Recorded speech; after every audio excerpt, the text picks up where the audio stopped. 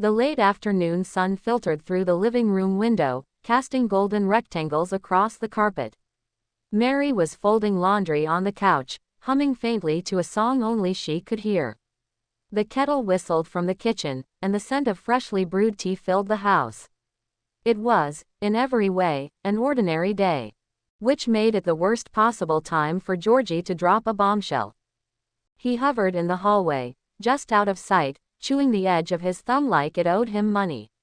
His heart was hammering like a runaway train, and every possible version of the conversation that played out in his head ended in disaster. Tears, shouting, possibly a flying slipper. "Mum," he called out. Mary paused mid-fold, a pair of socks in one hand. "In here, love." Georgie stepped into the living room, trying to look casual. It wasn't working. His shoulders were stiff, his expression a weird mix of guilt and panic. He looked like someone who'd just reversed over a dog and was trying to pretend it didn't happen. Mary gave him a curious look. "You all right? You look like you've seen a ghost." He opened his mouth. Nothing came out. He tried again. "Mum, I need to tell you something. And you're not gonna like it." She put down the socks, suddenly alert. "Are you in trouble? Is it the car? Or school? Georgie, if this is about that party last month." No, he said quickly, waving his hands. "It's not any of that. It's Mandy." Mary's eyes narrowed. "Mandy, as in Mandy Taylor?" Georgie nodded. "Yeah." Mary crossed her arms. "What's she done now?" He swallowed hard. "She's pregnant." There was a beat of silence. A bird chirped outside. Then Mary blinked slowly. "And why exactly are you telling me this, Georgie?" He shifted his weight from foot to foot, then looked up at her with big, guilty eyes. "Because it's mine." Time stopped. Mary sat very still, her arms still crossed, her expression unreadable. Then she stood up slowly. "Yours," she repeated, like she was tasting the word and found it sour. Georgie nodded, eyes on the floor. She didn't scream. She didn't cry. She walked past him to the kettle, poured herself a mug of tea, added 2 sugars, which she hadn't done in years, and took a long sip. Then she said, "Well, that's a bloody mess, isn't it?" Georgie exhaled sharply. He hadn't realized he'd been holding his breath. "Yeah." Mary sat back down, tea cradled in her hands. "How far along is she?" "About 9 weeks. She told me a few days ago. Took a test, then saw the doctor.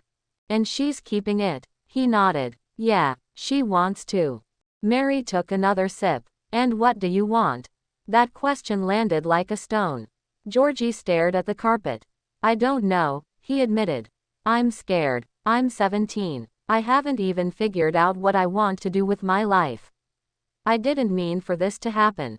"No one ever means for this to happen," Mary said softly. "But it still does." He looked up. "You're not gonna yell at me?" "Oh, don't worry, I'll get to that part." She gave him a look.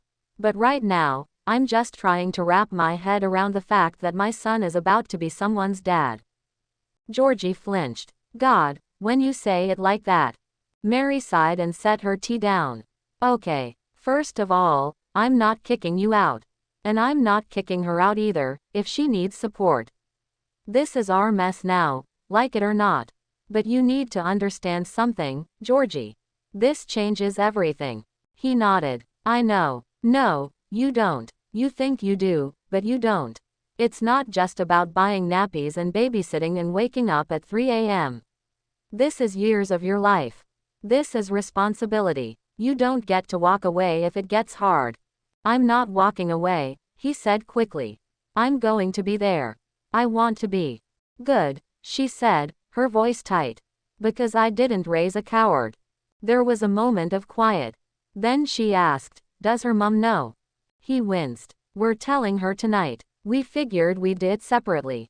Like, emotional damage control."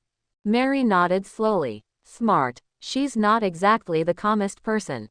"Yeah," Georgie said. "Mandy reckons her mum might throw a lamp." Mary gave a snort. "Well, she always did have a flair for the dramatic." They sat in silence for a moment. Then Mary said, more gently, "Are you okay?" He looked at her, and all the bravado he'd worn like a shield melted. "I don't know," he whispered. "I feel like I ruined everything." Mary moved over and wrapped her arms around him. For a moment, he was just a boy again, her boy, and she held him like she used to when he fell off his bike or had nightmares about monsters under the bed. "You didn't ruin everything," she murmured. "You made a mistake. A big one, yes. But life's not a straight line. It's messy, and sometimes it hands you a curveball that you never saw coming. What matters is what you do next." Georgie nodded into her shoulder. After a while, she let him go. "All right, first things first. You're going to finish school. That's non-negotiable. I'll help with the baby when I can, but you and Mandy need to figure out how to be parents together. It's not going to be easy. It might not even work between you. But the baby, that child deserves everything you've got." "I know," he said. "I want to try. I really do." She smiled, but it was a tired smile. "Good. Now, go make me a cup of tea before I change my mind and strangle you." Word count: 1035 words. Would you like a follow-up scene, like Mandy telling her mom, or how they break the news to both families together?